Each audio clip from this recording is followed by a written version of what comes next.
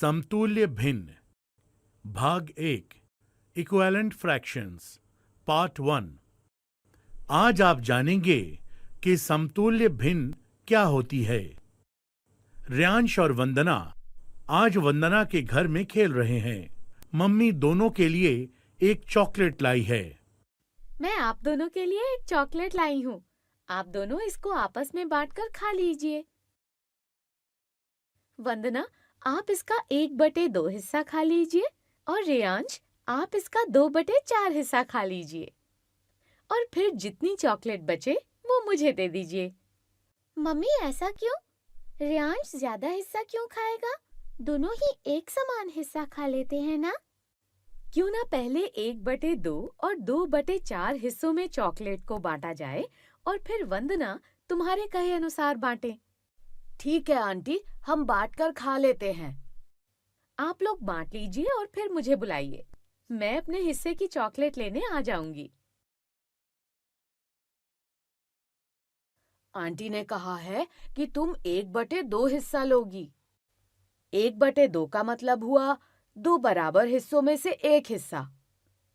इस चॉकलेट को 2 बराबर हिस्सों में बांटने पर दोनों हिस्सों में 4-4 टुकड़े आएंगे। 1 हिस्सा तुमको मिलेगा, यानी इस चॉकलेट के 4 टुकड़े तुमको मिलेंगे। मुझे तो इस चॉकलेट के 4 टुकड़े मिलेंगे। देखना ये है कि तुमको इस चॉकलेट के कितने टुकड़े मिलेंगे। मम्मी ने कहा है कि तुमको इस चॉकलेट के 2/4 हिस्से मिलेंगे, यानी 4 बराबर हिस्से करने पर 2 हिस्से तुमको मिलेंगे। इस चॉकलेट के 4 बराबर हिस्से करने पर हर हिस्से में 2 टुकड़े आएंगे। अब इन 4 हिस्सों में से 2 हिस्से तुमको देने हैं, तो तुमको 4 टुकड़े मिलेंगे। ये क्या? तुमको 1/2 हिस्सा मिलने पर 4 टुकड़े मिले थे और मुझे 2/4 हिस्सा मिलने पर 4 टुकड़े मिले। 4 टुकड़े तुम्हारे हुए और 4 टुकड़े मेरे हुए। इसका मतलब हम दोनों को चॉकलेट के बराबर हिस्से मिले। अरे, तो मम्मी के लिए तो कुछ बचा ही नहीं। मैं समझ गया। आंटी को पता था कि 1/2 हिस्से और 2/4 हिस्से में दोनों ही चॉकलेट के 4-4 टुकड़े आएंगे, इसलिए उन्होंने हमसे इस तरह चॉकलेट बांटने के लिए कहा। इसका मतलब 1/2 और 2/4 बराबर होते हैं। लगता तो है।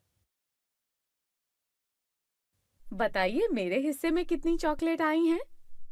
मम्मी, आपके हिस्से में चॉकलेट का कोई टुकड़ा नहीं आया है और हम ये भी समझ गए हैं कि 1/2 और 2/4 बराबर होते हैं। रियांश और वंदना, आप इस चॉकलेट के 2/2 और 4/4 हिस्से पता लगाकर देखो, आपको चॉकलेट में कितने टुकड़े मिलते हैं।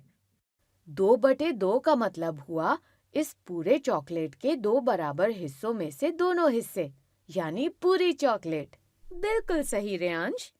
अब वंदना, आप बताओ, इस चॉकलेट का 4/4 हिस्सा कितना होगा? 4/4 मतलब इस चॉकलेट के 4 बराबर हिस्सों में से 4 हिस्से, मतलब ये भी पूरी चॉकलेट होगी। बिल्कुल सही वंदना। इसका मतलब ये हुआ कि 2/2 और 4/4 बराबर हैं, पर ये दोनों तो अलग-अलग भिन्न हैं। हाँ, इसका ये मतलब हुआ कि आधे या 1/2 चॉकलेट के टुकड़े को हम अलग-अलग भिन्न से लिख सकते हैं, जैसे 1/2, 2/4, 3/6।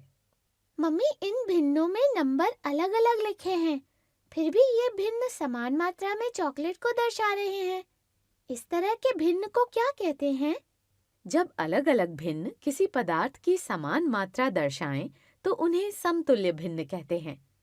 इनको आप आगे की कक्षाओं में विस्तार से सीखेंगे। समझ गई मम्मी। चलो, अब आप आराम से खेलो। आज हमने जाना कि भिन्नों में अलग-अलग संख्याओं का इस्तेमाल होने पर भी कुछ भिन्न समान हो सकती हैं।